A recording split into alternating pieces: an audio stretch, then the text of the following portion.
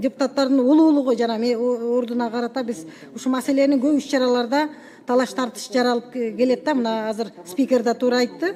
Чынында эле бул эми долбоордо парламенттик делегациялардын жол-жоболору кеңири көрсөтүлүптүр. Бирок жогорку кеңеш бул парламент аралык эле байланыш эмес да. Парламент өлкөдөгү эң жогорку өкүлчүлүктүү орган.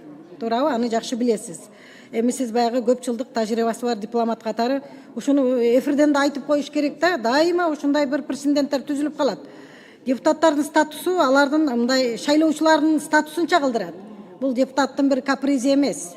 Бул элдин статусу деп кабыл алышыбыз керек да.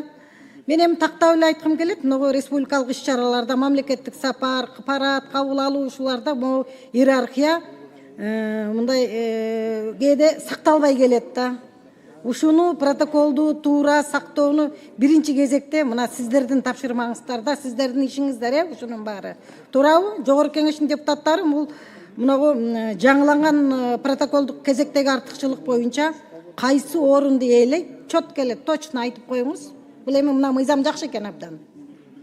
Чоң рахмат, урматтуу Камила Абдыразаковна, сиз туура белгилеп кеттиңиз. Бүгүнкү күндө маалымат катары сизге да белгилеп кетейин. Бүгүнкү күндө протоколду улуктуулук негизинде жогорку кеңештин спикери президенттен кийин экинчи орунду ээлейт.